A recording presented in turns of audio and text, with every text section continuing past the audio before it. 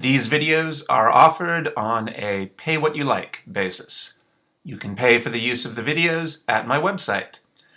There's a link to my website in the info box. The address is www.freelance-teacher.com/videos.htm, or you can just use the link in the info box. Thank you. All right, so let's see. I think today we were going to start with colligative properties. So let's talk about that. Let's see. So first thing to talk about, I guess, so we're going to be talking about properties of solutions. So we need some concepts that work for solutions.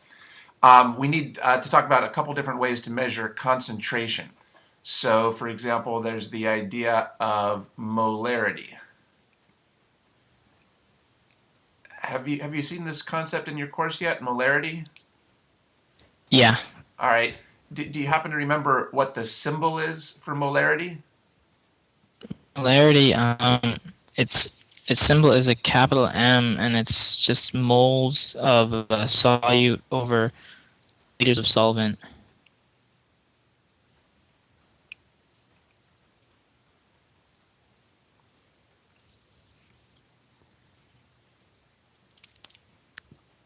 Like this?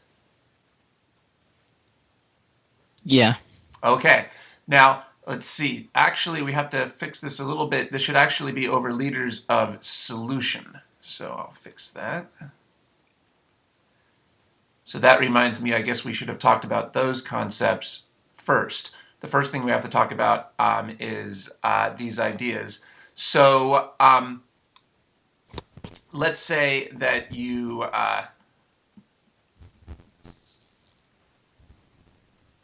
dissolve, say, glucose, sugar, in water. What would be the solvent? What does the solvent consist of here? It's water. Right. And what does the solute consist of? It's the glucose. Right. And what does the solution consist of? Glucose and water. That's a good answer, yes.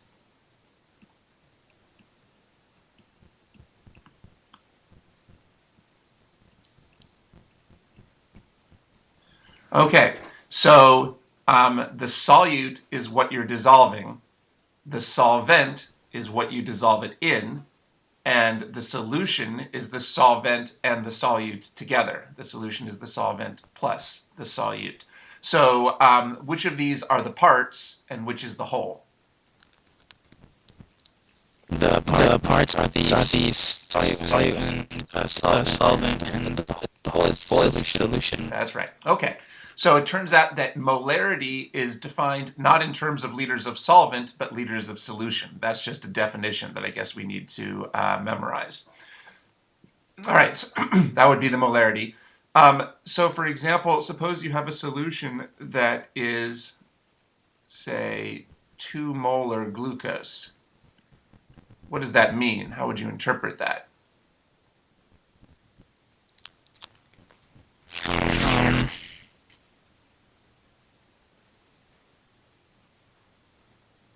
That might have seemed like a weird question. What I was kind of going for is, first of all, we should say, well, molar glucose, that really means 2 moles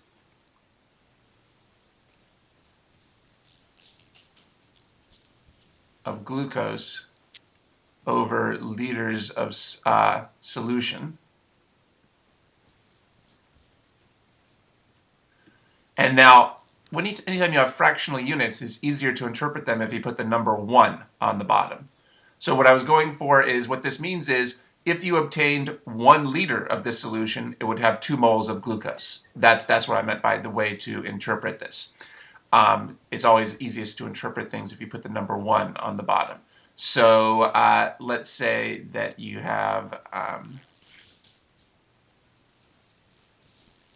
3 molar HCl. How would, oh, that's not what I wanted. I wanted 3 molar HCl. So how would you interpret that? There's 3 moles of hydrogen chloride in 1 liter of solution. Okay, that's right. So this is a measure of how crowded the solution is. This measures how crowded the solution is, how many moles of the solute are crowded together in each liter of the solution. Now there's another way of measuring the crowding, which is molality. A little hard to pronounce. Molality. Do you remember what the symbol is for molality? Molality is a little m. That's right, a little m. Big M for molarity, little m for molality. And do you happen to know what the definition is for that? It's kilogram, or it's moles of solute over kilograms of solvent.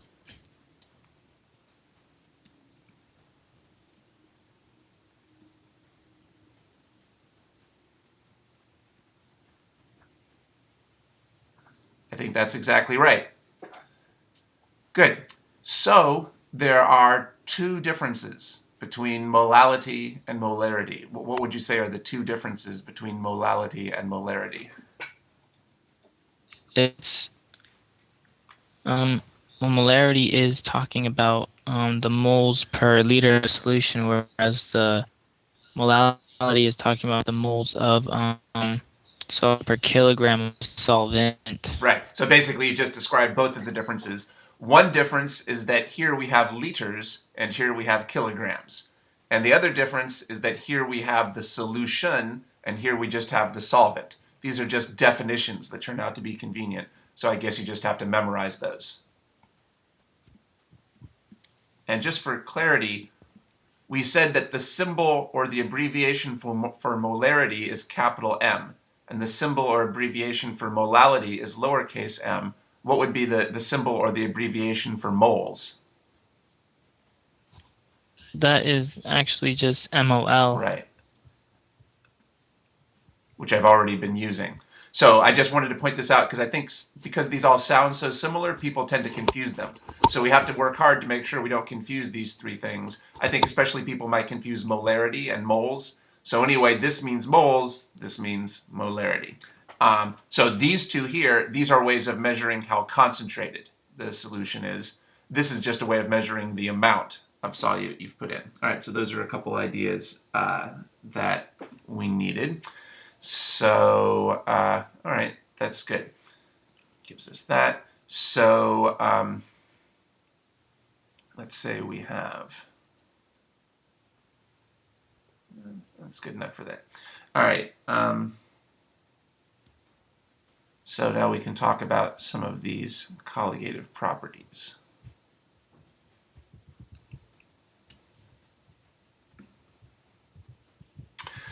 So let's talk about, say, the boiling point.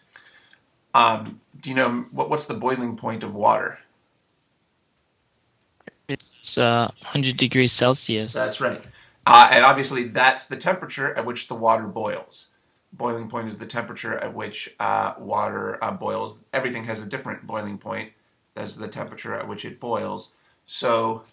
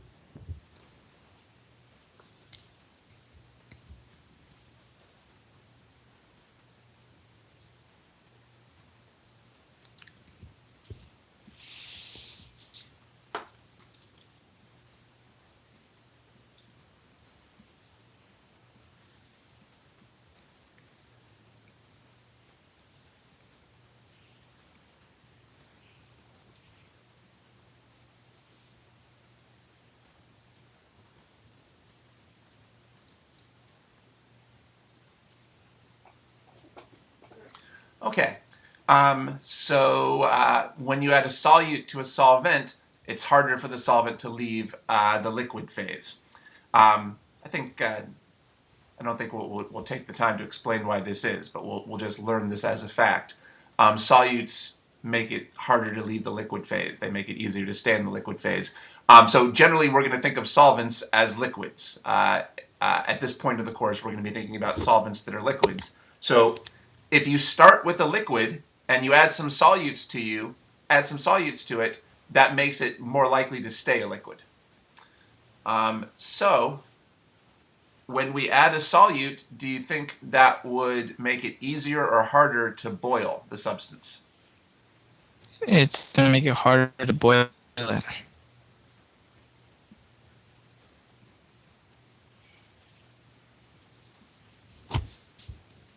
Harder to boil because when you boil, you leave the liquid phase. So what would happen to the boiling point? It would increase. Yeah, you have to get to a higher temperature before you can boil the substance. And the effect of that is different on different solvents. So let's see, for example, so each solvent has a different what's called Kb. So what's the effect of a solute on a solvent? Would it be boiling point elevation or boiling point depression? Do solutes cause boiling point elevation or boiling point depression? Inflation? Could you say that one more time? Inflation? Inflation, yeah. Actually, the word I used was elevation, but inflation would work too. So we can see here that we have boiling point increasing, which means boiling point elevation. That's the usual term for this concept, boiling point elevation. And the amount of that is given by Kb. So Kb is called the boiling point elevation constant. So for example, for water,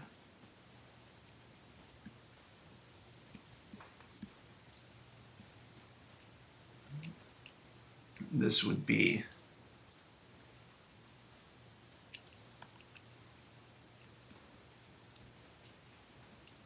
0.51, and then the units for that are degrees Celsius. Okay. So here's the boiling point elevation constant for water. See if you can interpret what does this tell us in words about water. Try to use these units to interpret what does this number tell us in words about water.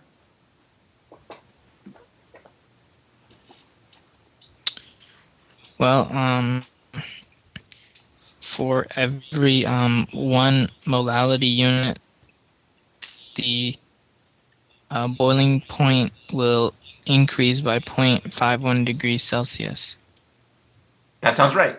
So the thing that you did there that was important was you put the number 1 on the bottom. We talked about how that makes it easier to interpret these fractional units. So this says if we dissolve 1 molal solute in water, its boiling point will increase by 0.51 degrees Celsius. That's right.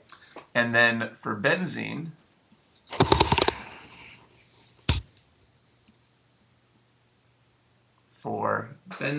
that number would be 2.53.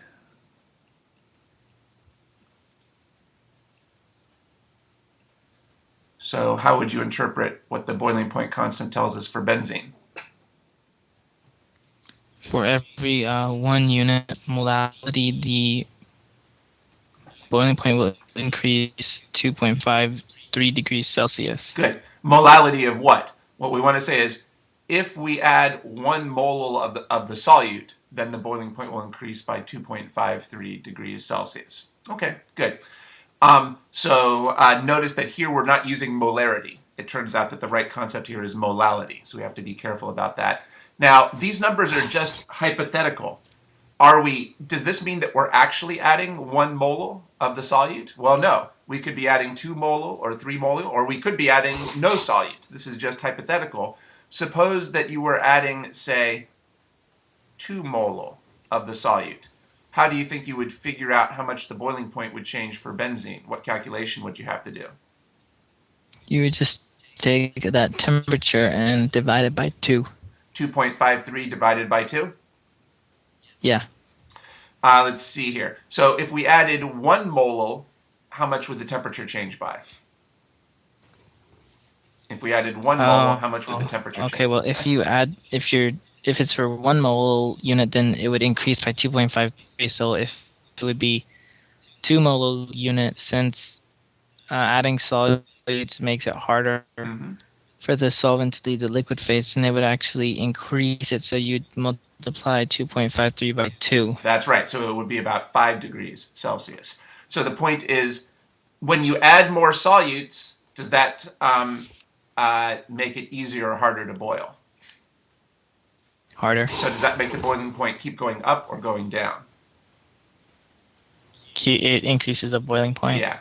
So so your second answer was correct. We would multiply these to find the right amount. How about if we were going to dissolve 3 mole of the solute? What calculation would you do to figure out the change in the boiling point for benzene? You take 2.53 and multiply it by 3. That's right. So I guess that would be about 7.5 degrees. Notice that that should just be common sense, but you can also see that by doing the unit conversion, right? If you did the unit conversion here, you multiply this by this, the moles would cancel, and you would be left with degrees Celsius, 7.5 degrees Celsius, which is an answer that makes sense, whereas dividing wouldn't make sense. So notice now that we've kind of proven from the units this equation. Let's see here.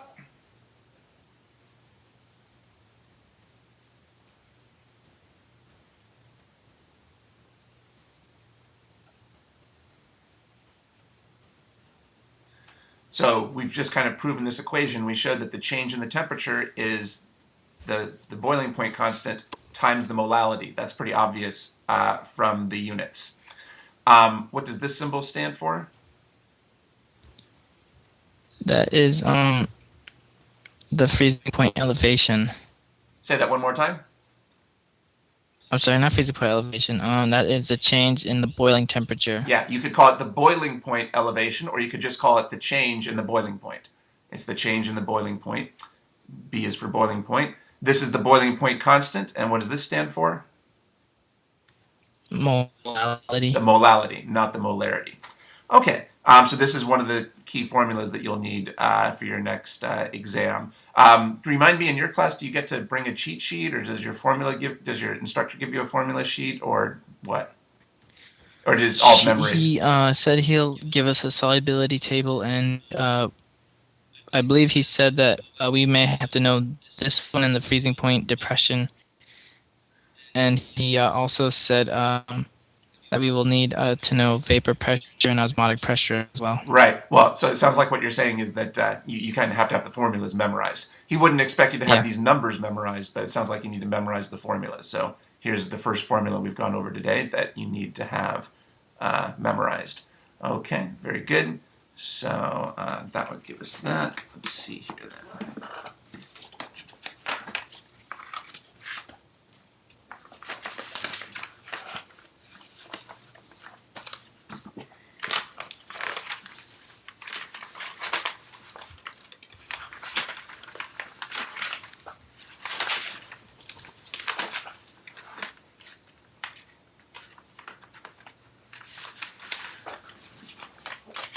So in your textbook, there's probably a table that gives the KBs for a bunch of different substances like water and benzene and whatever.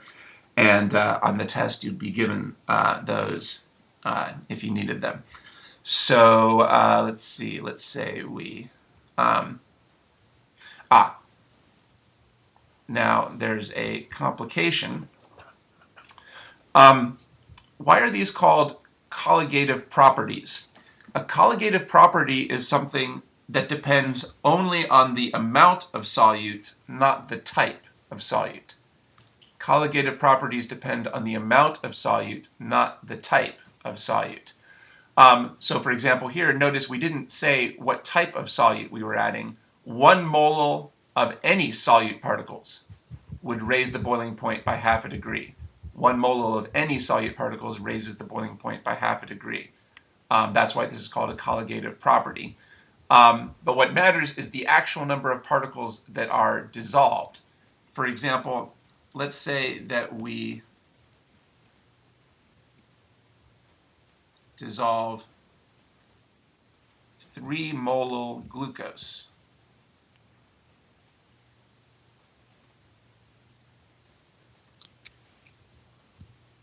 That would give you 3 molal particles. That seems pretty obvious, but let's say that you dissolve 3 molal sodium chloride. Well, I don't know if you're familiar with this, but when sodium chloride dissolves, it doesn't stay as NaCl pairs anymore because this is an ionic substance. When an ionic substance dissolves, it dissolves into separate ions. The equation for that would look like this.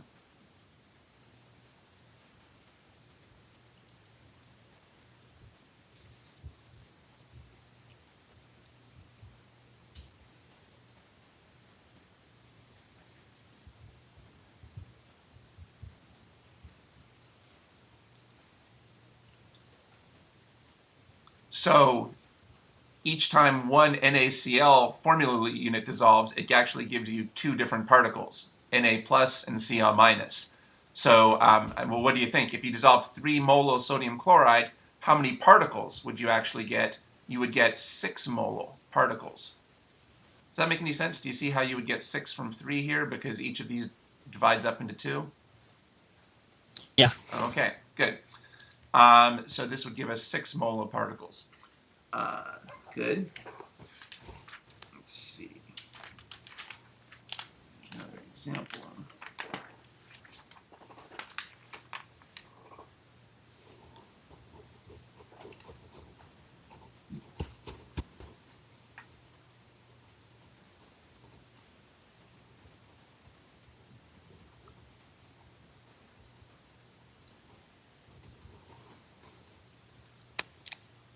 How about if we had, say, this substance here? So let's say we had 3 molal magnesium chloride. What molality of particles do you think you would get? 9 molal. Yeah. So what we need here is what's called I. That's the Hoff factor. I is the Hoff factor. This tells you how many particles each formula unit dissolves into. For example, what is I for glucose? For glucose, I is 1, because each formula unit of glucose just dissolves into 1 glucose particle, because glucose is covalently bonded. On the other hand, what's the Van 't Hoff factor for sodium chloride? That would be 2, because each formula unit of sodium chloride actually dissolves into 2 separate particles, sodium plus and chloride minus. So what do you think is the Van 't Hoff factor for magnesium chloride? It'd be 3. 3, because each of these dissolves into 3 particles, 1 magnesium and 2 chlorides. 1 magnesium and 2 chlorides. Now, this is a simplification for real life, because in real life, not every single unit is necessarily going to completely dissolve. But I think for your class, you're just going to use this approximation. Your class, you're just going to, when you're doing colligative properties, you're just going to assume everything completely dissolves. So we can just figure out the Van 't Hoff factor from the formula.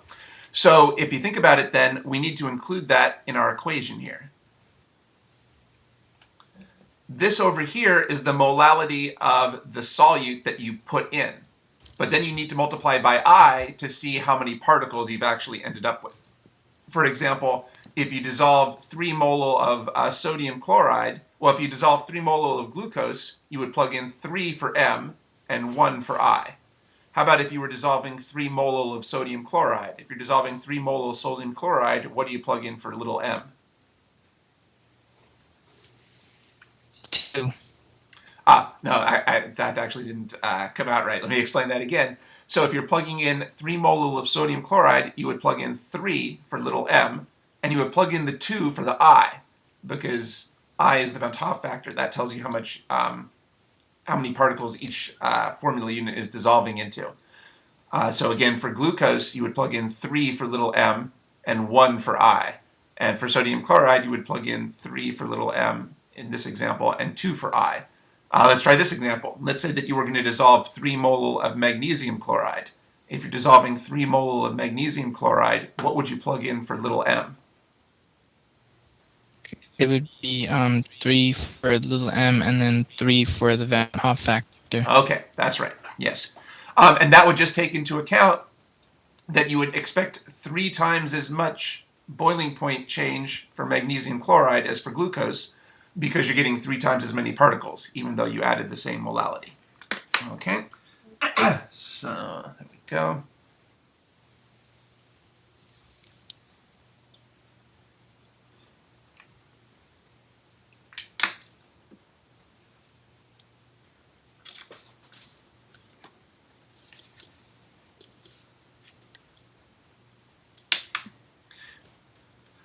Remember, so how do you know which things dissolve and which things don't? If something is ionic, it's going to dissolve. And how do you know which things, and if something is covalently bonded, well, what I should say is, if something is ionic, then it's going to split into separate pieces when it dissolves. And if something is covalently bonded, it's not going to split into separate pieces when it dissolves. How do you know whether something is ionic or not? So if the elements are from opposite sides of the periodic table, like sodium and chloride and magnesium and chloride, that's ionic, and that's going to split into pieces. But glucose is a sugar, and its formula looks like this.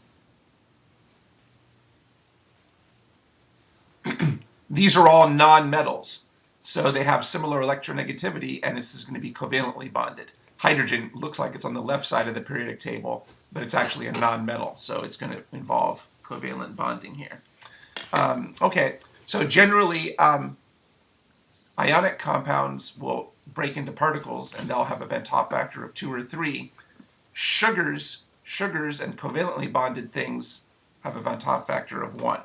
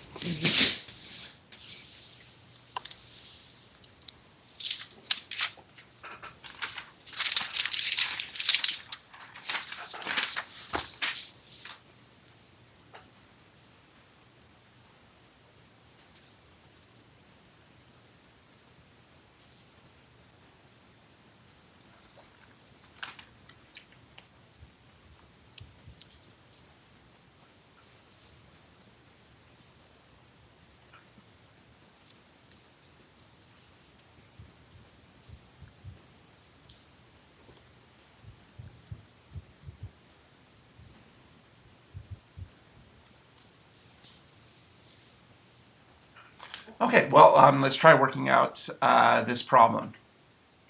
So try working this out on paper, and tell me what you're writing down so I can keep track if we're on the right track. Well, delta TB is equal to KB times Molo times Van Hoff factor. And KB of water is 0.5 degrees Celsius times the Molo, which is, in this case, 0.4 Molo, times I, which is 1. That is equal to 0.20 degrees C per 1 Molo unit.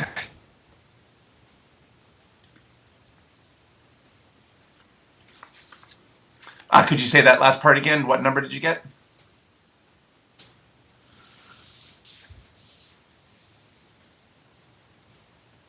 .2 And what units did you get? degrees Celsius per 1 mole unit. Okay. Now those units don't quite seem right because what we're trying to find is delta T. What units should delta T be in?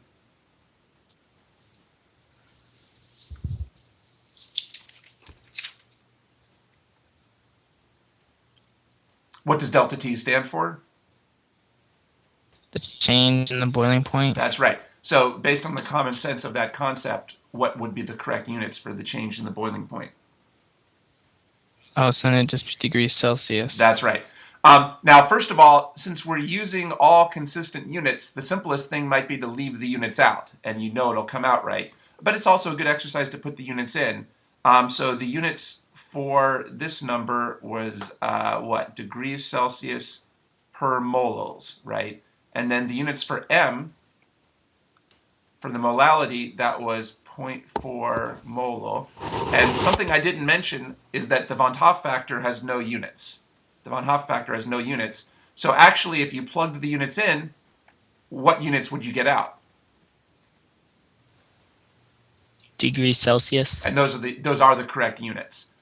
So really, this comes out in degrees Celsius, not degrees Celsius per mole, because the moles cancel. So it's probably a good exercise here to actually plug in the units so you can see that. Okay, so that would give us that. All right, that's correct. How did you know the Hoff factor was 1? Well, maybe it's because you know that sucrose is a sugar. It's covalently bonded, so that's not going to break apart when it dissolves.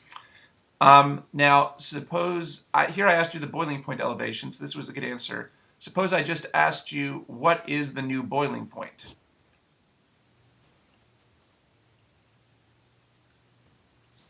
Well, what is the new boiling point? Well, I know that water boils at 100 degrees Celsius, and it'd just be 100 degrees Celsius plus 0.2 degrees C, which would be 100.2 degrees C.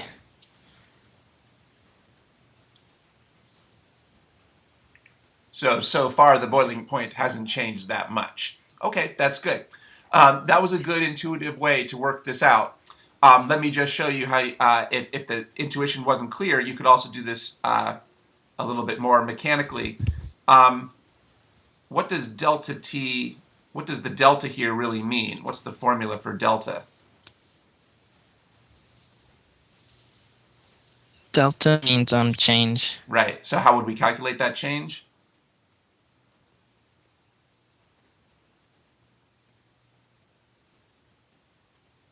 Could you repeat that? Yeah, if you see delta x, what's the calculation to calculate delta x? Oh, it would be the final x minus the initial x. That's right. So here we want the final boiling point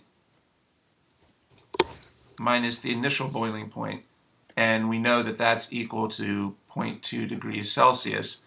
That means the final boiling point equals the initial boiling point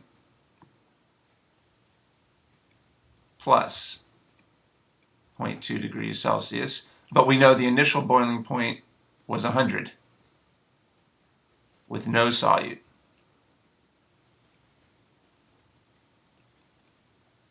So we get that the final boiling point is 100.2. This was probably so obvious to you that you could just do that in your head, and that's fine. But if the problem is a little less obvious, it might help to actually use our knowledge of what delta means mathematically to work this out. The way you did that was fine too. Okay, very good. So now let's say we try this.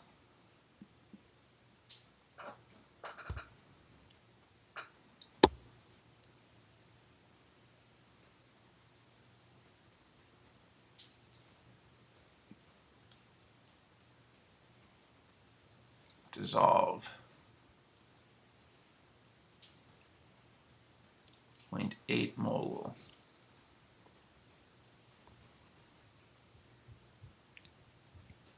Sucrose in water. Oh, no, let's make this 0.8 mole. potassium chloride in water.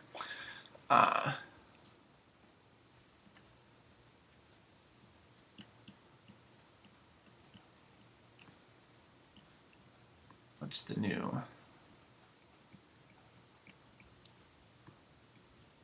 boiling point? All right, well, let's try working this out on paper again. So as you do this, just tell me what you're writing down as you go so I can make sure we're on the right track.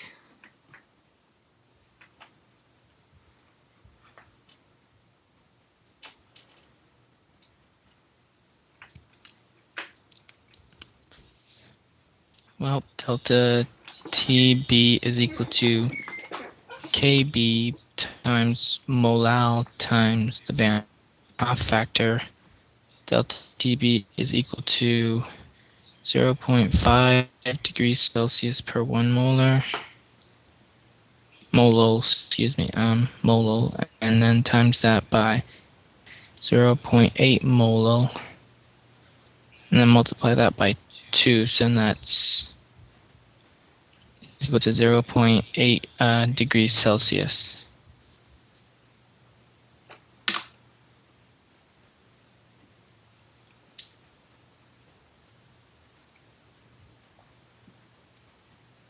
What was that last number you said?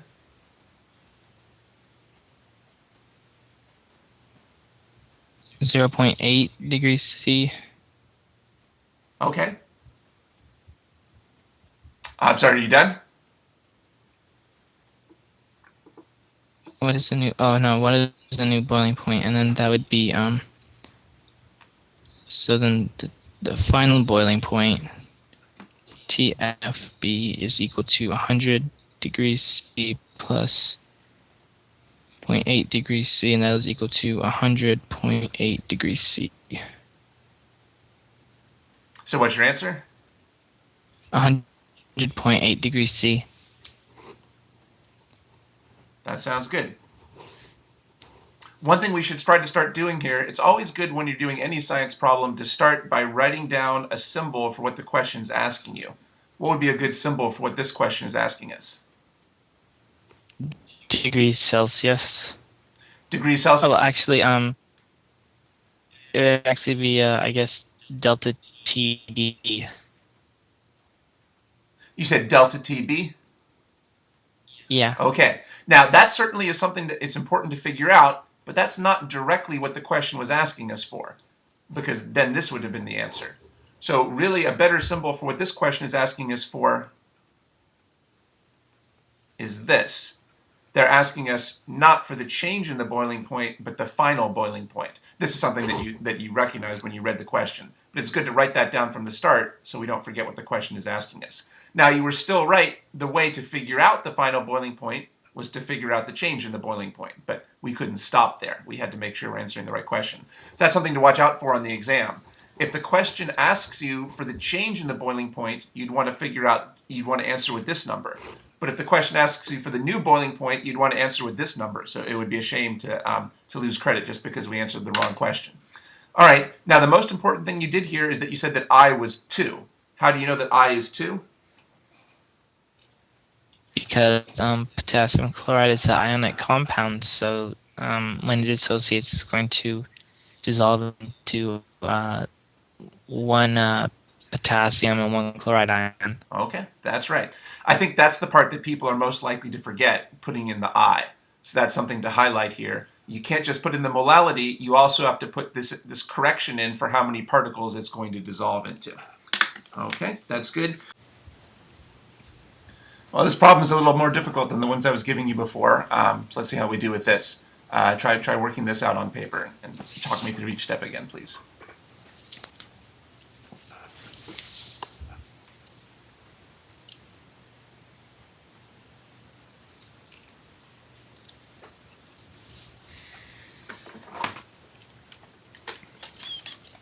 Well, let's see, 20 grams of NaCl. Need to convert that to moles.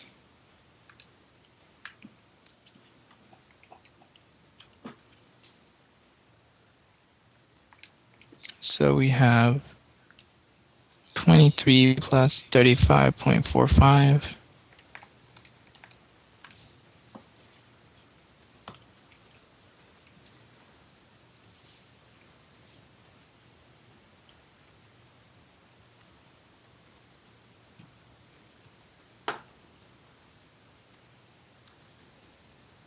And that's equal to 58.45. So we divide that by the molar weight to convert it to moles, and then that would give us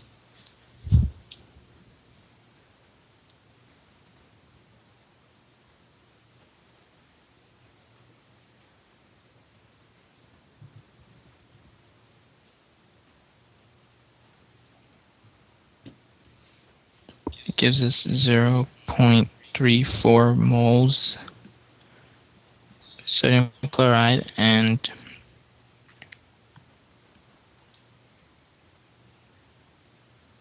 a 100 grams is just 0.1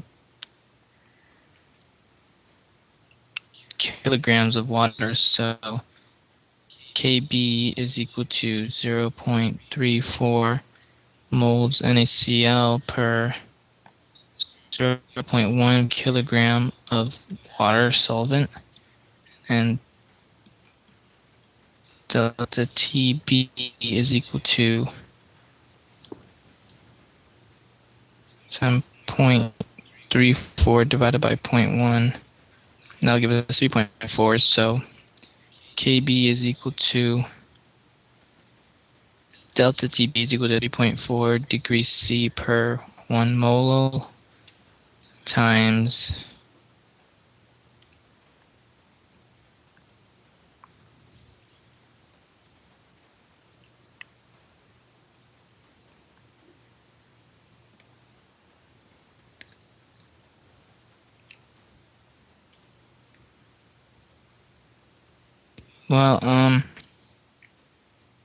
they didn't give us m's, so I guess I'll assume that it's also 0.1 mole, and then multiply that by 2 for the Vant Hoff factor.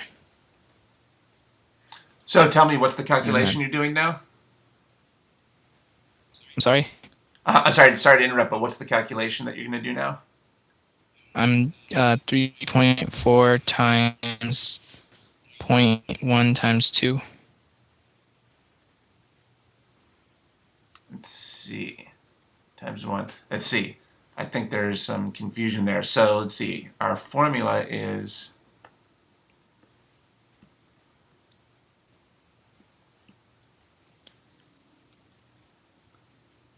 This is the formula, right? Right. What are you plugging in for this? Kb 3.4. Okay, I think you might have forgotten what Kb stands for. Remember that Kb is the boiling point elevation constant. That's different for each solvent. Here we need to use the Kb for water. I might have confused you here because I didn't tell you what the Kb for water is, but we've actually used that on some of our previous problems. Oh, that's right, huh? So then actually delta Tb is equal to 0.5 degrees C for water times 3.4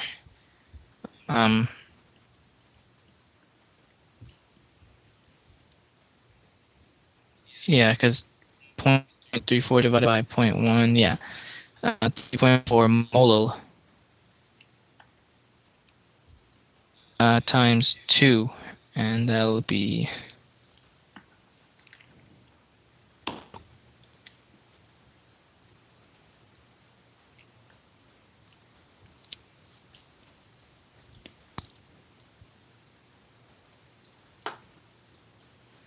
that's equal to 3.4 times 0.5 times 2, and I get delta Tb is equal to 3.4. Now, what's the new boiling point? Well, delta Pfb is equal to 100 degrees C plus 3.4 degrees C, and that is equal to 103.4 degrees C.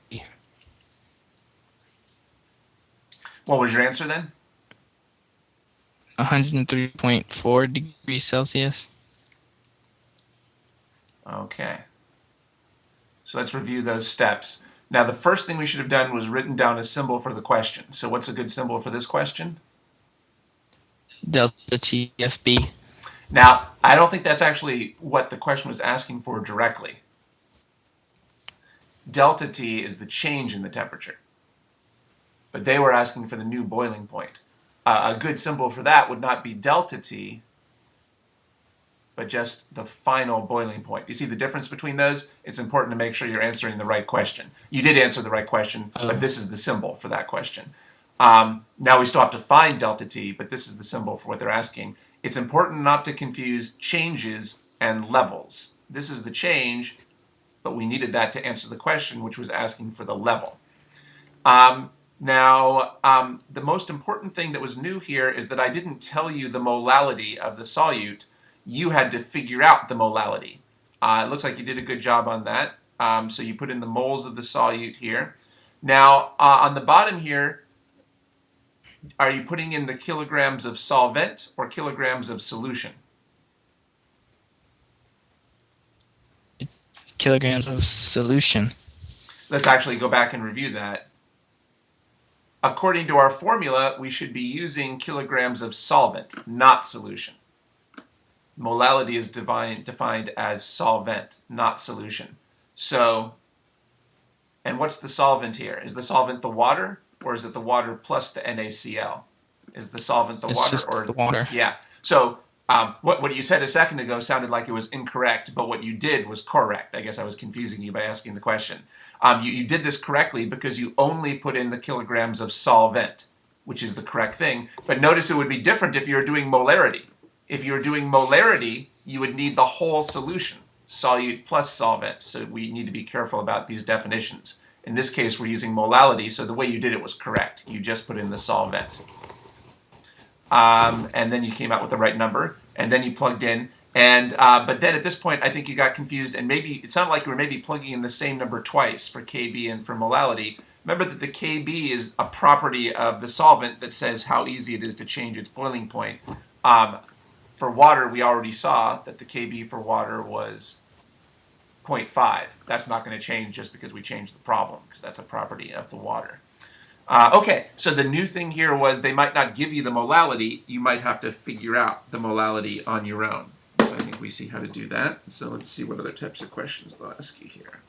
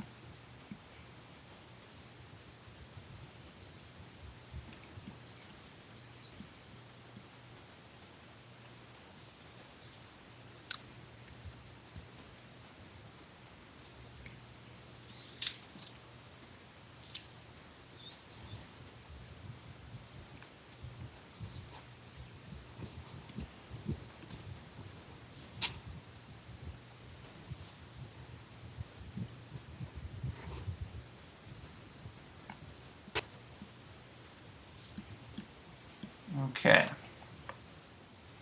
I guess one thing we should have reviewed before we started with this, do you know what are the units for molar mass? Moles or grams per mole. That's right, grams per mole. So for example, the molar mass of X would be grams of X per mole of X. All right, so this is harder than any of the problems we've done before. I'll let you start working on this on your own, but if you get stuck, we can work on it together. So how would you proceed with this? 3 grams of an unknown non-ionizing solute raises the boiling point of 50 grams of benzene by 0.4 degrees Celsius. Calculate the molar mass of the unknown solute.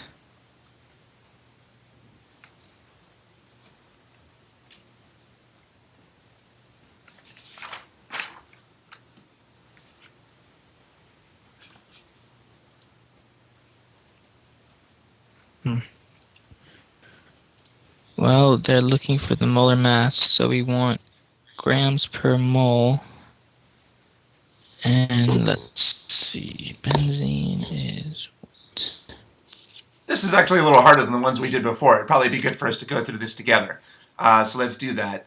Now, I said that we should start by writing down the symbol for what they're asking us. I guess the symbol for molar mass is capital M, capital M.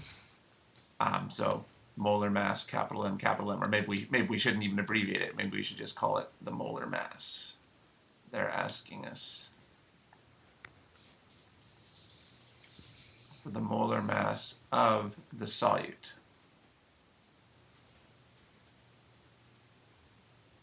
Now,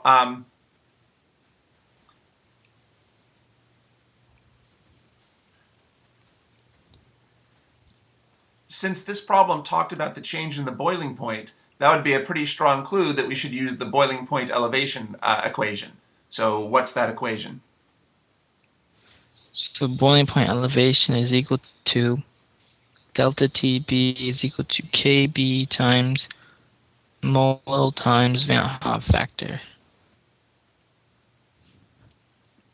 Yeah. This is the molality of the solution. This is the KB of the solvent. So let's see. Do we know any of these here?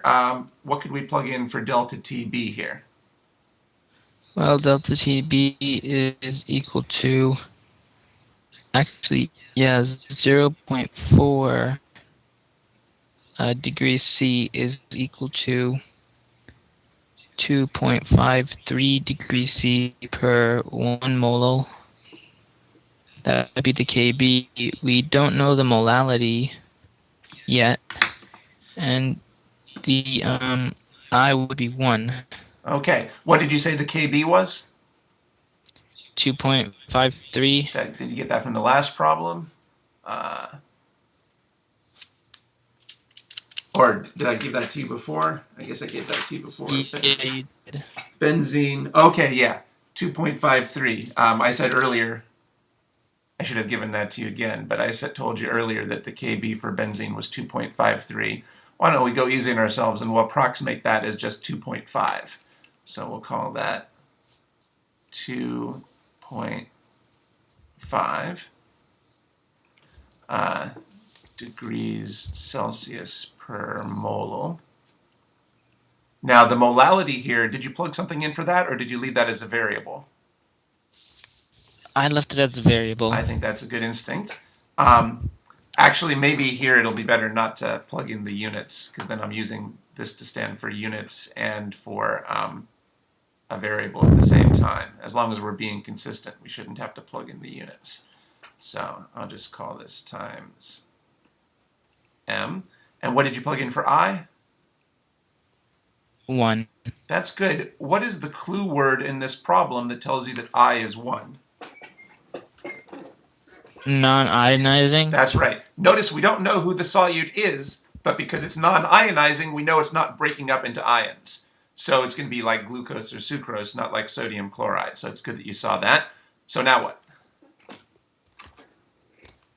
Well, since we want to figure out the molar mass, we need to know what m is. And to figure out what m is, we would have to divide 0.4 by 2.53. And then that'll give us the molal units. Good. I'm just going to use 2.5, or I guess. Doesn't matter which one we do. All right, so what did you get when you did that calculation? I get 0.158, so 0.16 molal. Good. And we know it comes out in the right units because we plug numbers in the right units and consistent units. Good. So, and that's right. Now, the next thing we can do is think about what does that really mean. So, we have 0.16. Now, molal, what are the subunits for molality? Subunits? Yeah, what units does molality break up into? Oh, moles of solute over kilograms of solvent. So we have moles of our unknown solute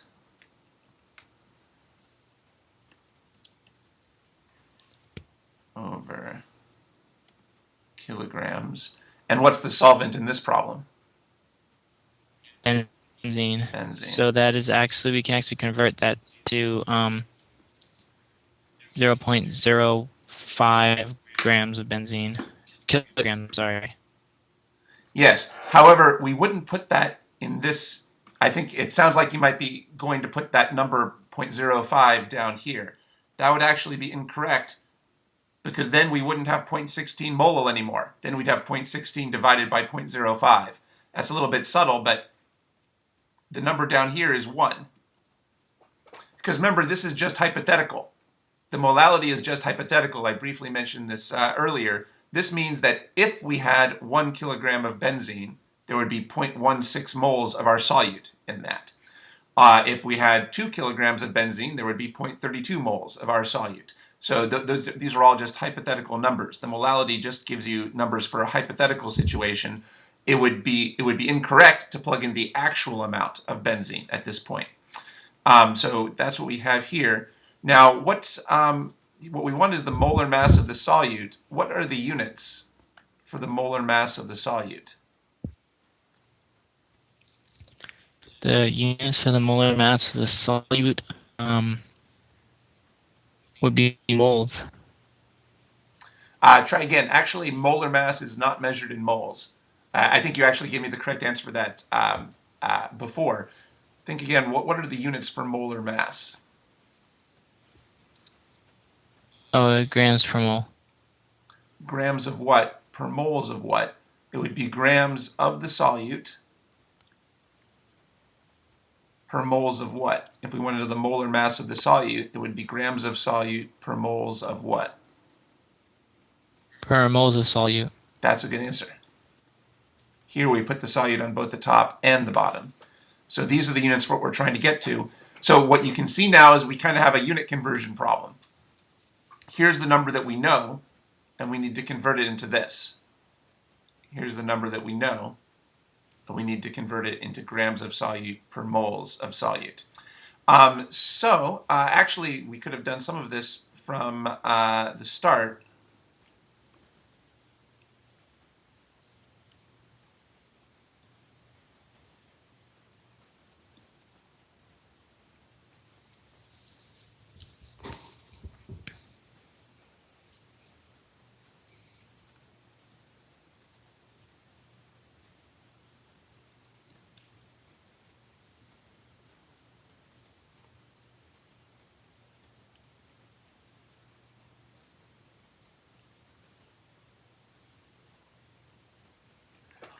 So what this tells us is if we knew how many grams of solute we have, and if we knew how many moles of solute we have, we could figure out the molar mass of the solute.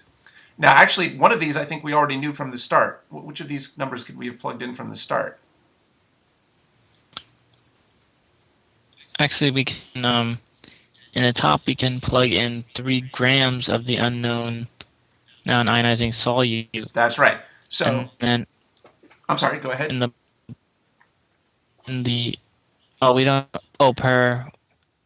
We actually don't know the moles yet, so That's we have right. to leave that one blank. So, actually, I think we should have started with this. This would have given us a roadmap for doing the problem. In order to solve the problem, if we need to figure out the grams of solute and the moles of solute, well, we were already given half of that. So our only job in this problem was to figure out the number of moles of solute. Well, let's go back to the work we were doing here. Here's what we figured out. We could use this and the information in the problem to figure out how many moles of solute we have. How could we use this to figure out how many moles of solute there actually is?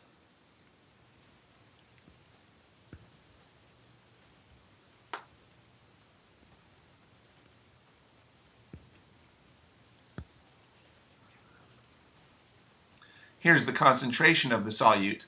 How could we use this to figure out how many moles of solute there is?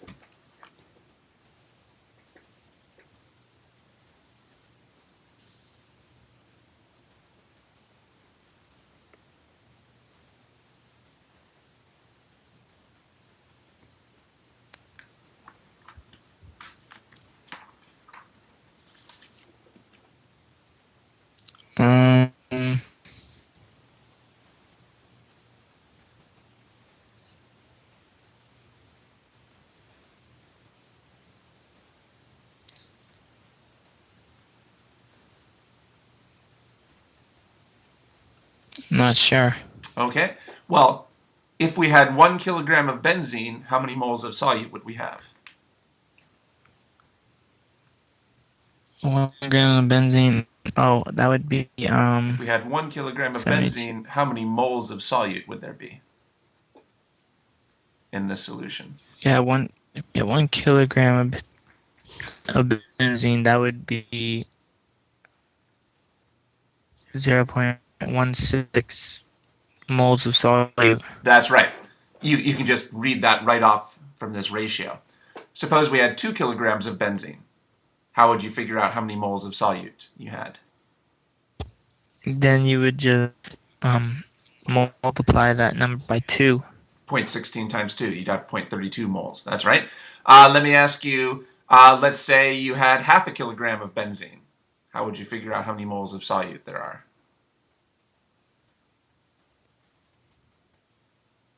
are? Just divide that number by 2. Okay. So now notice that if we just knew how much benzene we had, we could figure out how much solute there is. So then that would mean that there is 0.16 moles of solute. Let's see. I think we're not quite getting it yet. How many? So the point is, how much benzene do we have? We have 1 kilogram. Actually, that's a confusion there. The thing that we're getting confused between here is between our hypothetical numbers and our actual numbers. This is the concentration of the solution. The way to interpret this is it means if you had 1 kilogram of benzene, then you would have 0.16 moles of solute. That doesn't mean you really have 1 kilogram of benzene. Remember we just did that experiment where we figured out how much solute there could be if there was 1 kilogram or 2 kilograms or half a kilogram. When you see a ratio like this, the numbers inside the ratio are just hypothetical. Maybe I'll give a little digression here. Let's say that someone is driving at 60 miles per hour. How do you interpret that? That means that if they drive for 1 hour, they'll drive 60 miles. Does that mean they really drove for an hour? No. No. This number 1 here is just hypothetical. It says if you drove for an hour, you would drive 60 miles. Just because someone is driving at 60 miles per hour doesn't mean they really drove for 1 hour. Just because we have 0.16 moles of solute per 1 kilogram of benzene doesn't mean we actually have 1 kilogram of benzene. It's just hypothetical. I think you go back and reread the problem. How much benzene do we really have? We have 50 grams. Right. I think you might have forgotten that was given in the problem. The problem you were having there is you forgot that we were actually told how much benzene was in the problem.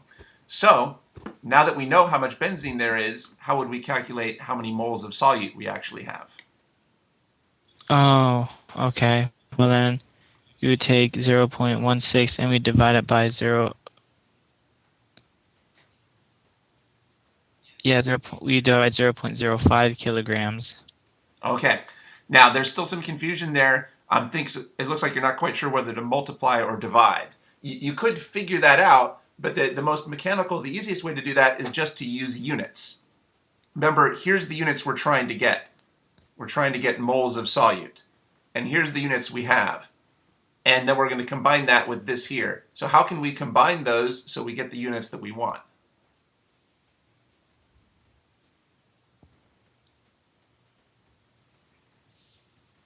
We want moles of solute, and we have this number 0.05 kilograms. I was just thinking that you would just divide 0.16 by 0.05. So it sounds like you're doing this calculation.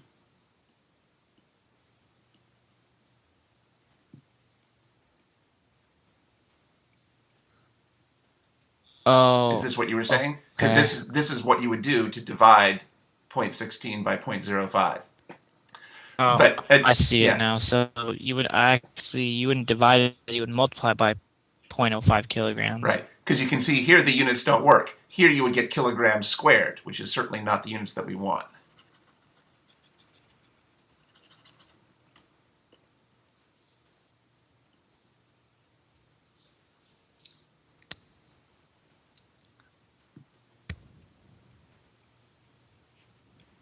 What we need to do is get rid of the kilograms of benzene.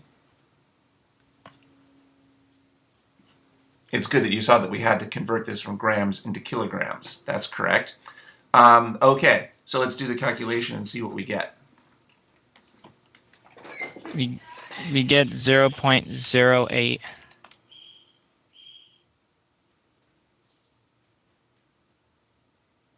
Try that on your calculator one more time. That's not what I got.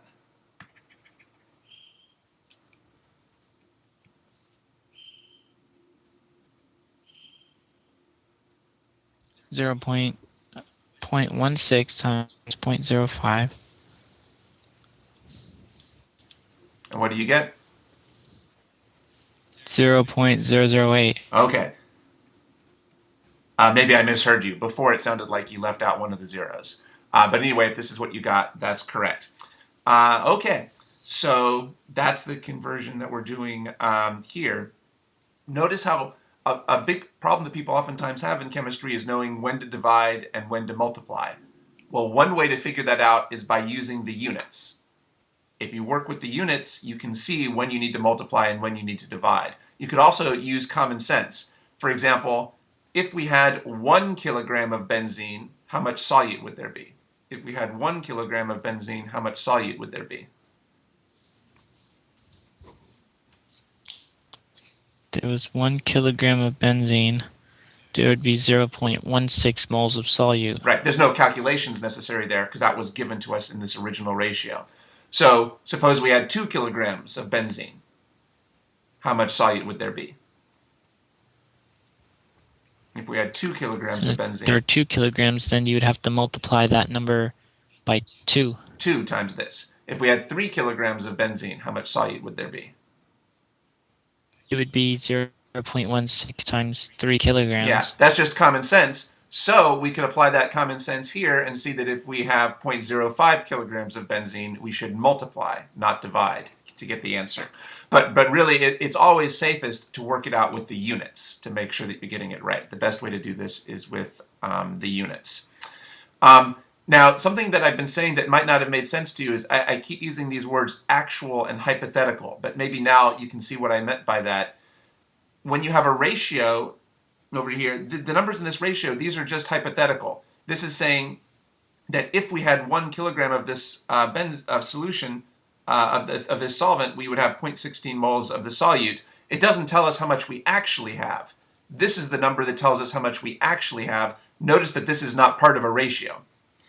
So that's something that's important not to get confused about. I told you earlier that it's always good to put the number 1 on the bottom when you're trying to interpret fractional units, but that's just a hypothetical one. The actual amount that we have is this number here. So we were the way to work this out. Remember that we said some people might be tempted to do this.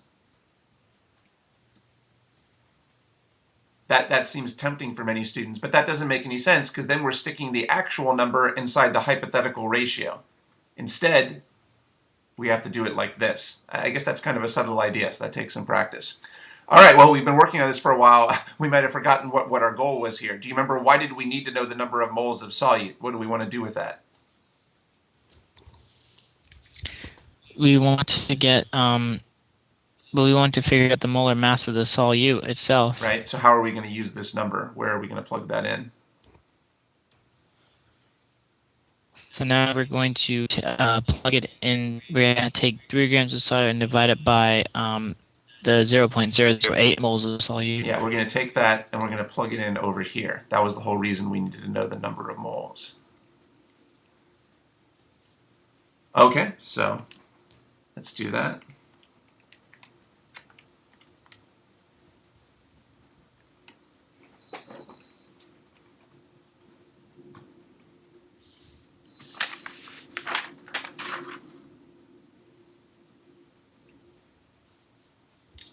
We get 375 as our molar mass.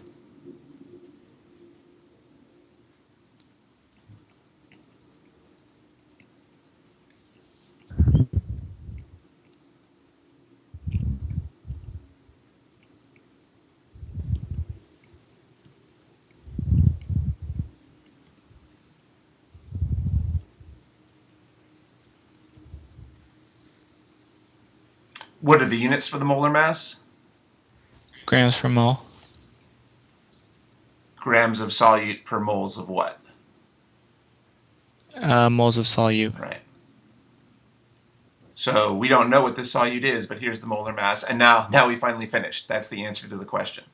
Okay, so we had it took us some time to work through that, so let me review the steps here. First of all, since they were asking us for molar mass, I think it really helps to think of this in terms of the units for molar mass. And that tells us that the way to work this out is to figure out the number of grams of solute per moles of solute. By the way, notice that now you could put the number 1 down here. This means that if we had 1 mole of this solute, it would have a mass of 375 grams. Does that mean that we really have 1 mole? Well, no. Again, this number 1 here is just hypothetical. We found out that the actual numbers were these numbers over here. These numbers here are just new hypothetical numbers. Now, the problem gave us the grams, so all we need to do is figure out the number of moles. And then the number of moles you can figure out from our boiling point elevation formula. Now, the boiling point elevation doesn't give you the moles directly, it gives you the molality. But since molality involves moles, you can use that to find the number of moles. Now, this is probably pretty important for the test because this is actually one of the most important or most interesting parts of boiling point elevation. What this is telling us is you can use the boiling point elevation to measure the molar mass of something. You can use the boiling point elevation to measure the molar mass of an unknown substance. So this is actually could be an important technique in the lab because in real life, it's oftentimes not obvious what the molar mass of a substance is. Right? When you look at the substance, you can't just see its molecular formula. How are you supposed to know what its molar mass is? Well, this is a good technique in the lab for figuring out the molar mass because if you're in the lab, can you actually measure this? Yes, you can. You can easily compare the solution's boiling point at different temperatures. So you can measure this. And the KBs for common solvents are already known. So you already know the KB. Here you might have to assume what I is. You might know enough about the substance, say, to know that it's not ionizing, even though you don't know the exact formula. So you could plug in a 1 for that.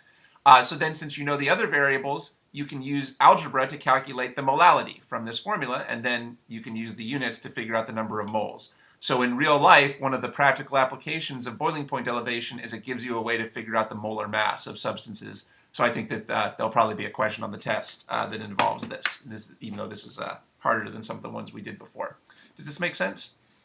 Yeah. All right, this would be important to try again because that was a harder question. So let's try this.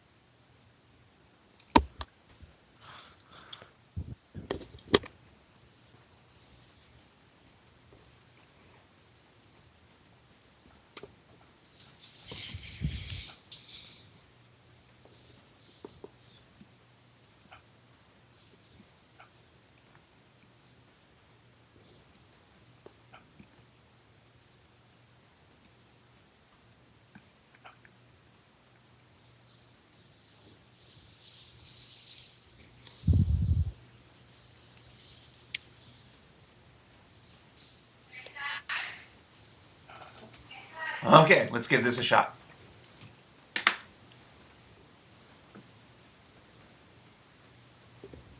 Okay, well, let's see. Of a non-ionizing solute, 0.8 grams of it are dissolved in 40 grams of water, and the boiling point elevation was 0.6 degrees C.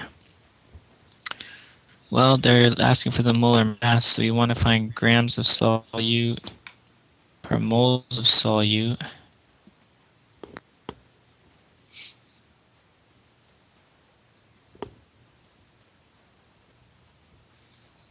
And we know delta TB is equal to KB times molal times I. 0.6 degrees C is equal to 0.5 degrees C per 1 mole times M times 1. So 0.6 divided by 0.5.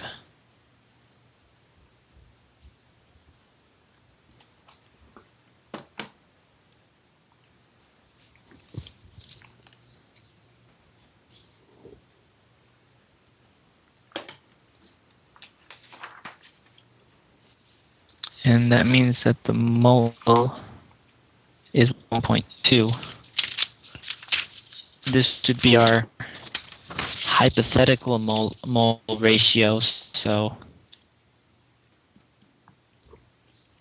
that means 1.2 molality per 1 kilogram of water.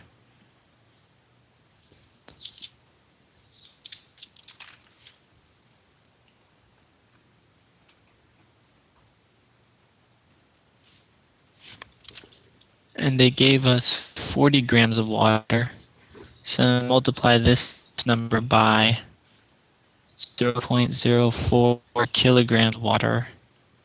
That way the units cancel out.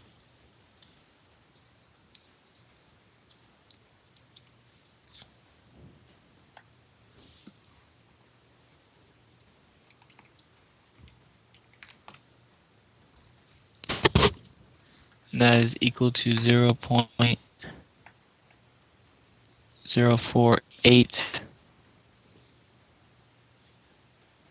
mole.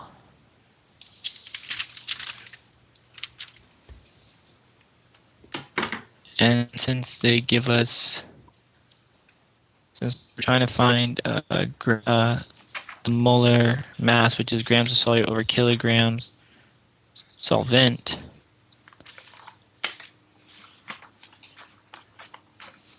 I'm sorry, not kilograms, what am I saying? It's moles of solute. We know that the grams of solute are 0.8 grams solute,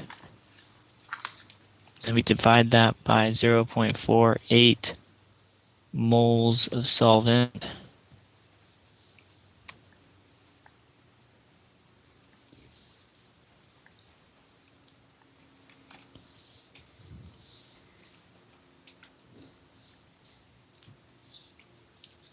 And that gives us 1.67 grams of solute per moles of solute.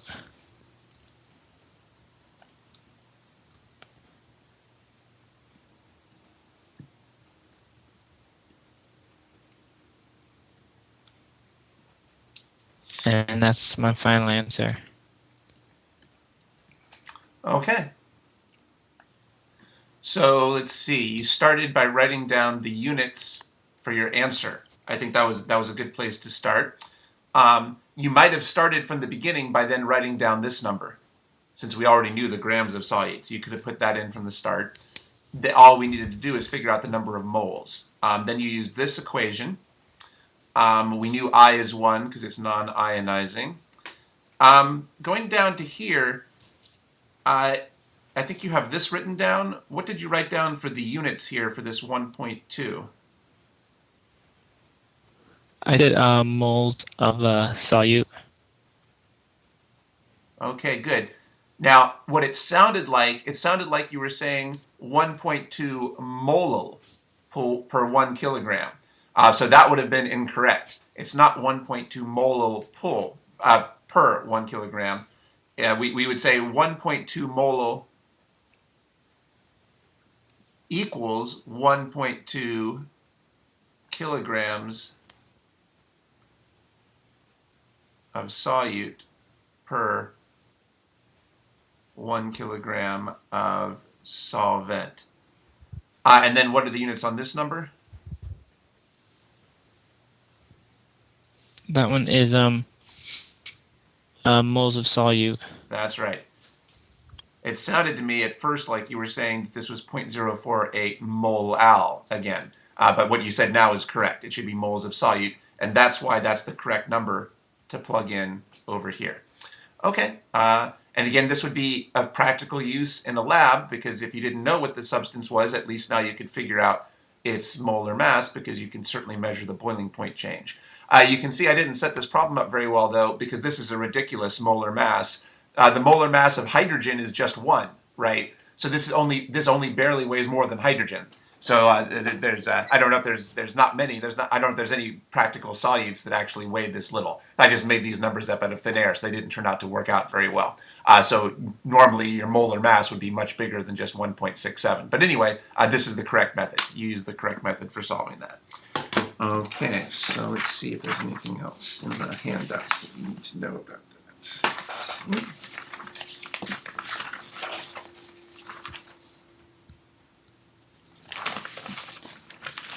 Okay, well, I think you're getting the basic idea then for boiling point elevation. Remember, hopefully if we're taking notes on all of these would all be good questions to go back and try again. But let's move on to another concept. So remember, when you add solute to the solvent, does that make it easier or harder for it to stay a liquid? Harder. Harder for it to do what? It's gonna make it easier. It's gonna make it harder to boil, so it's gonna make it easier to stay a liquid. Yeah, it's harder to leave the liquid phase. It's easier to stay liquid. In general, when you add solute, it's harder to leave the liquid phase. We didn't really explain why that is, but it's true. So what do you think is going to happen to the freezing point when we add solute? If we add solute to a liquid solvent, what happens to the probably going to decrease. Does that mean it's easier or harder to freeze? It'll make it easier to freeze.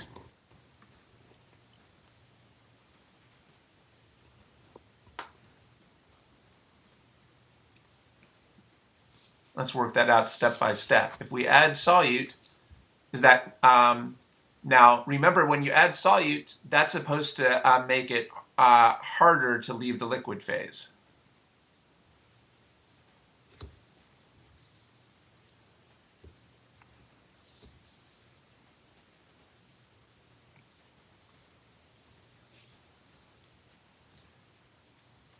How do you freeze something?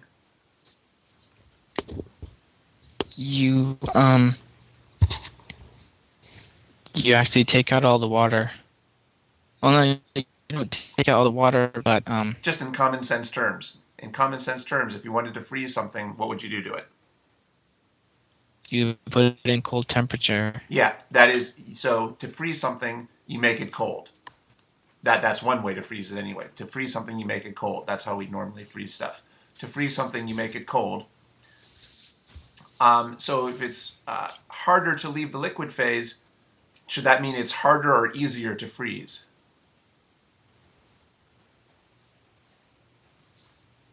So it should make it easier to freeze then.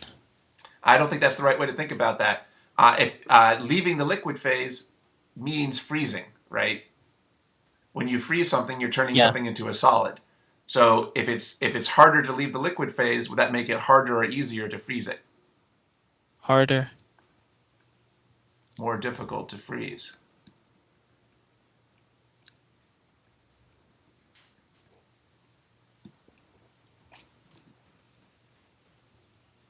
So what's going to happen to the freezing point? Is the freezing point now going to be higher or lower?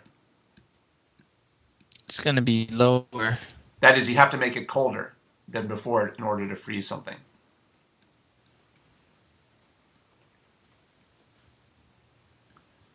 Okay, I think some of these were not the answers that you were giving before. I think before you were coming up with the idea that the freezing point was higher, or maybe that it was easier to freeze. I'm not sure. There was some confusion there. But anyway, this is the way to work it out, step by step.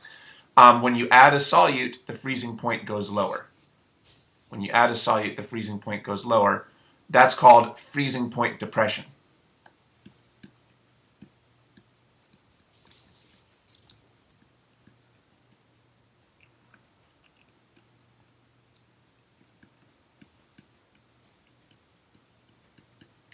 Maybe this would be clearer if I set this out like this. Let's say that you have pure water. If you have pure water, what's the freezing point of pure water? 0 degrees Celsius.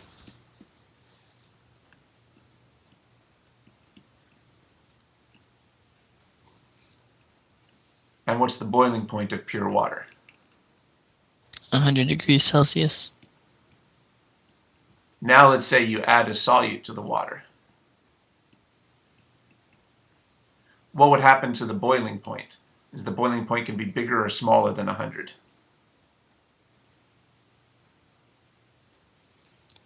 Could you repeat that? What would happen if you had if you add solute to the water, would the boiling point be bigger or higher than 100?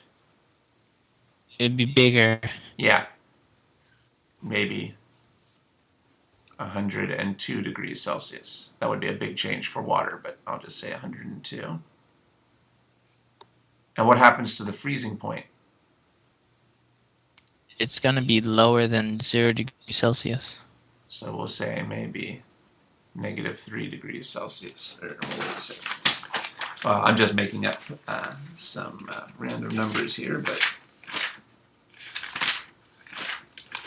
oops. Let's see.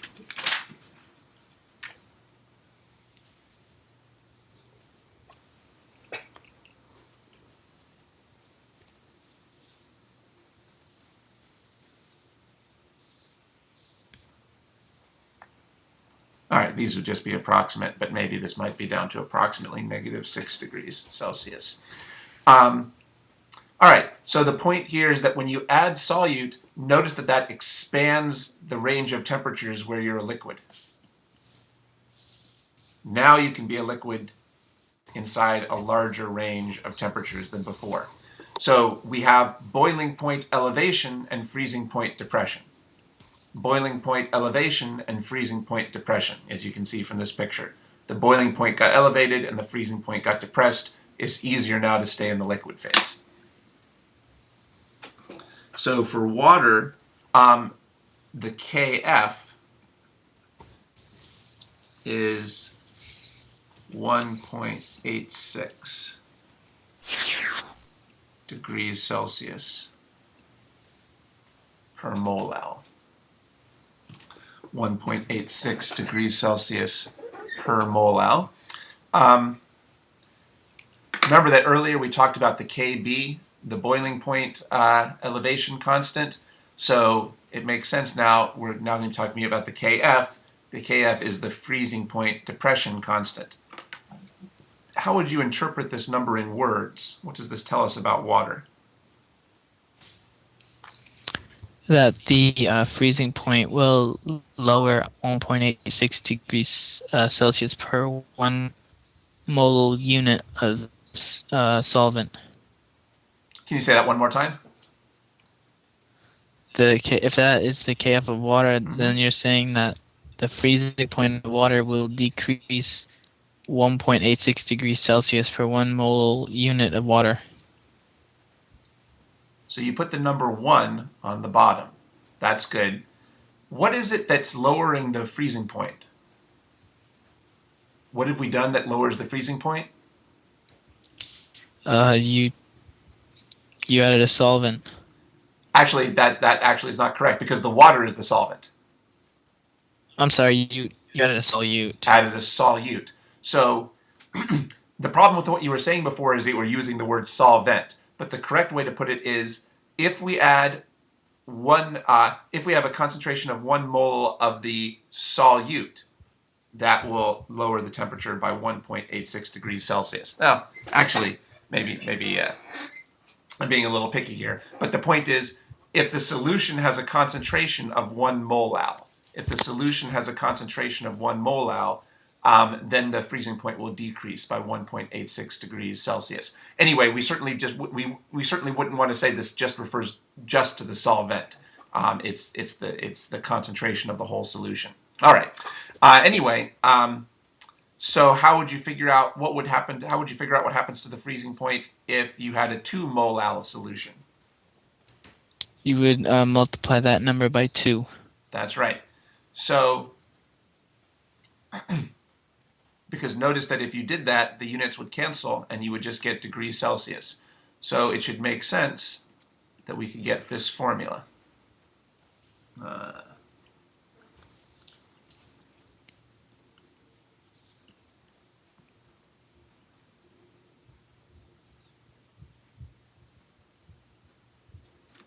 We can see from the units here that the way to figure out the change in the freezing point is the freezing point constant times the molality.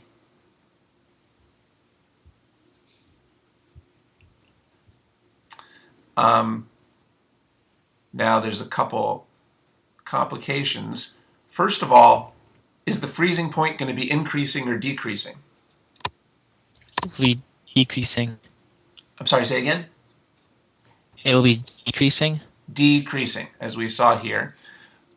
So, is delta T going to be positive or negative?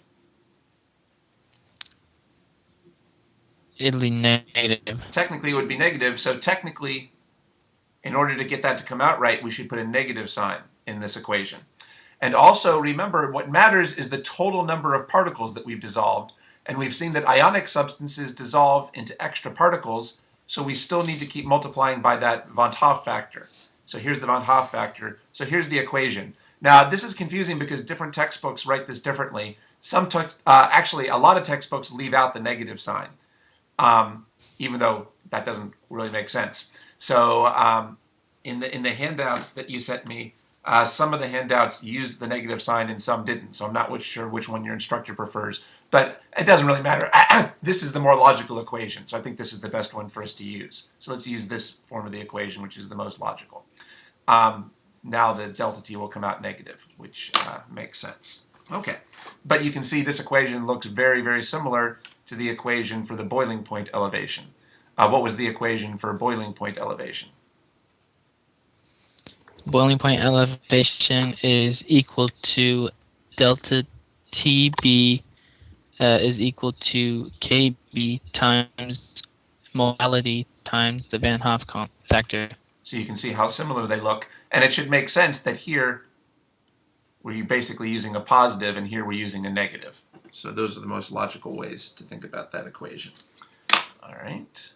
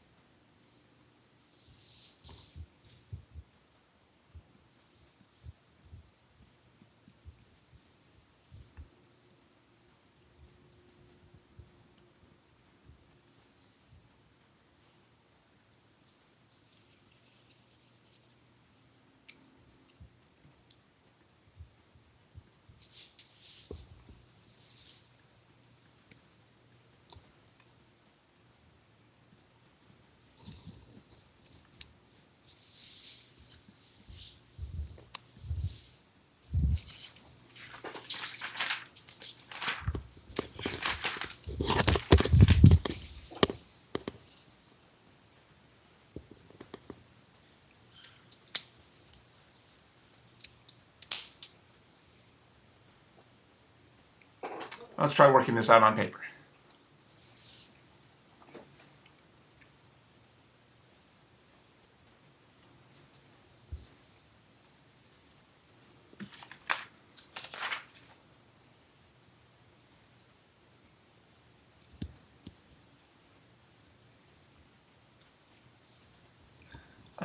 Tell you what.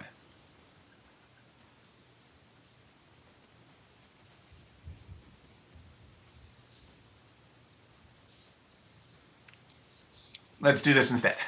So let's try this equation. This problem. Okay, calculate the freezing point of the solution. Well, delta TF is equal to KB, sorry, not KB, KF times M times I, where KF is equal to 1.86 degrees C per 1 molo times 0.4 molo times 2.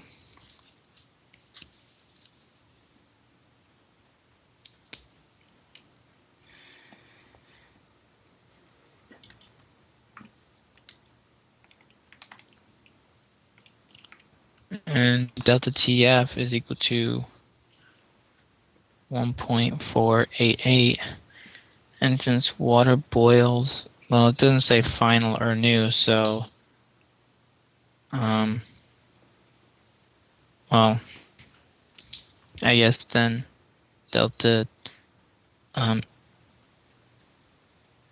FF is equal to 0 degrees C minus 1.488 degrees C, so delta T, or not delta T, but TFF is equal to negative 1.488 degrees C.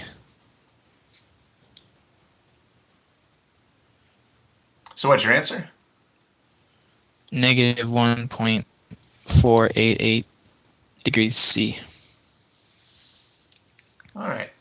So it's always good to start by writing down a symbol for what the question's asking us. What would be a good symbol for what this question is asking us? Delta TF.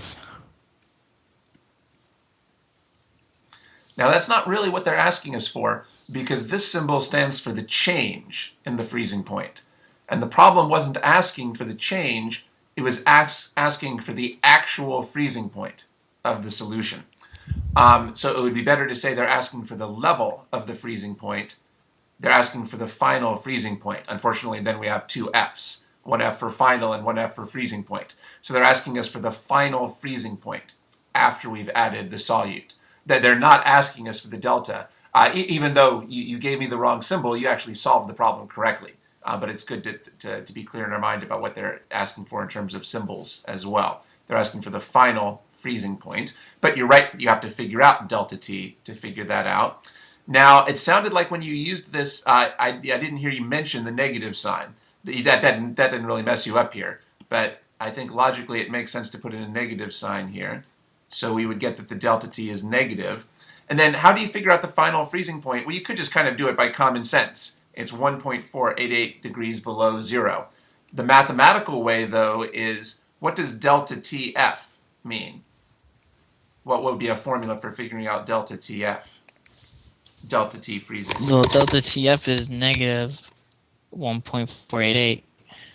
Yeah, I guess, I'm sorry, what I meant is, what does delta X mean? What's the formula for delta X? Oh, final minus initial. So this would really mean freezing point final minus freezing point initial. Freezing point final minus freezing point initial is negative 1.488. So freezing point final is freezing point initial minus 1.488. What did you plug in for freezing point initial?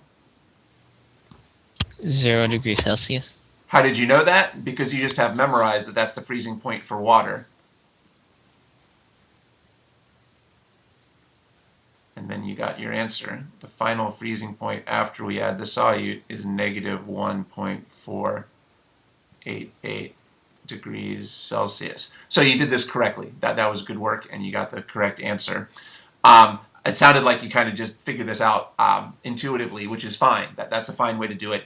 However, one of the reasons why this came out so easily was because this is a zero. Remember, if we're using some other solvent like benzene, it won't have a freezing point initial of 0.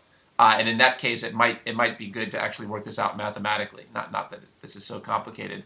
Anyway, if you're going to do it mathematically like this, it's important to use the negative sign for the delta. If we don't have this negative sign here, then this mathematical way of doing this won't work. I don't know. Maybe it's less confusing just to use common sense the way you did, but it's important to see how we could do it mathematically as well.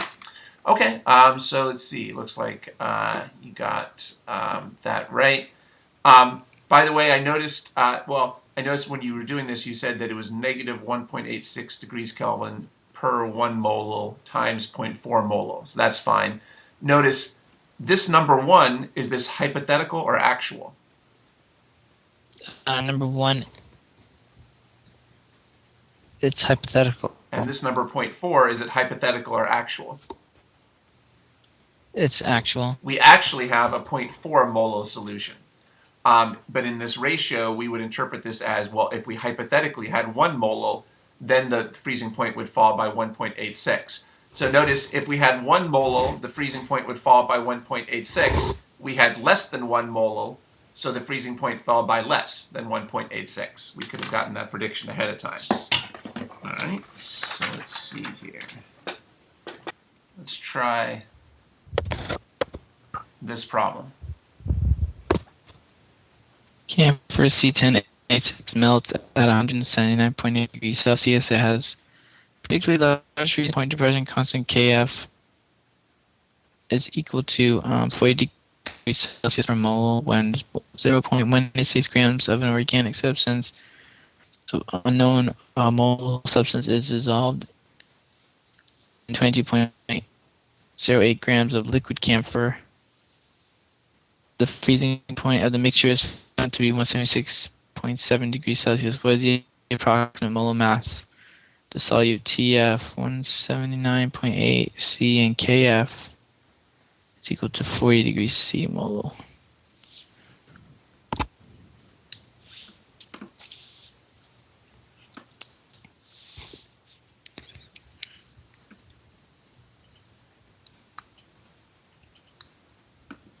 So the KF is equal to 40 degrees C per 1 mole. And the solute is 0.186 grams, and they're asking for the molar mass, so grams of solute per mole of solute, and that is equal to 0.186 grams of solute over unknown moles of solute, and 22.01 grams of liquid camphor. The freezing point of the mixture is found to be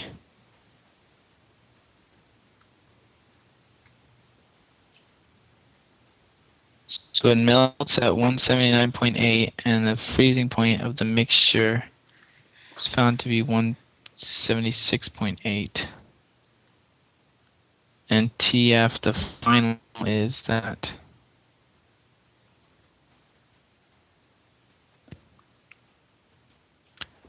since 176.7 is the freezing point of the mixture, and the final one is that, we can subtract TF minus, I guess, 176.7, so that'd be 179.8, so 179.8 minus 176.7 degrees Celsius.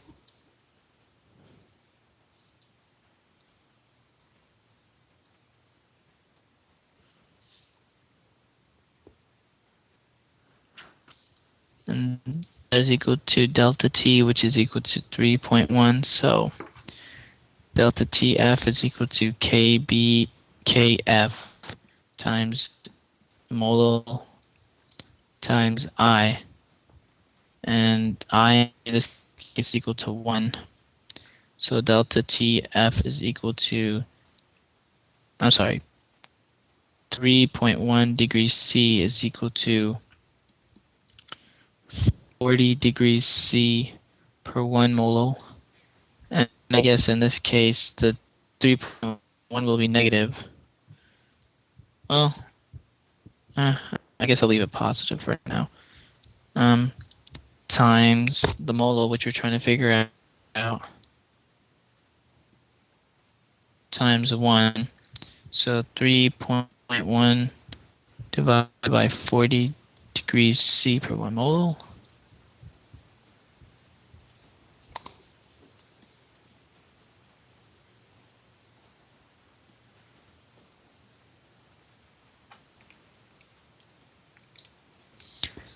And that is equal to 0.0775 mole. So that would mean that 0.0775 moles of solute per 1 kilogram of camphor. That's our hypothetical value. And they give us 22.1 grams of liquid camphor. So multiply this number by 0.02201 kilograms camphor. Camphors and kilogram cancel out, so that's 0.0775 times 0.02201, and then that is equal to 0.001705775 moles of solute. So we can just plug this number back in, so we have 0.186 grams of solute, and then divide that by 0.001705775 moles of solute. So 0.186 divided by 0.00175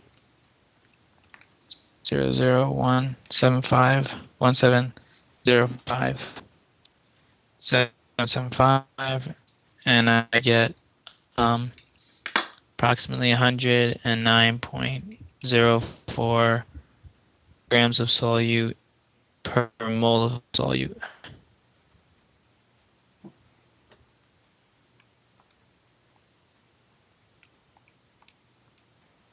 So what's your answer?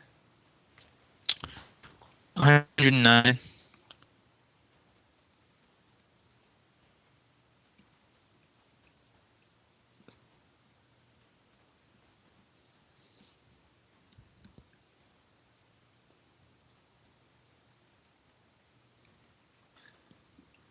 So we need to start with the question, and you started by writing down the units for what they're asking us. So we've seen that's a good approach on these problems.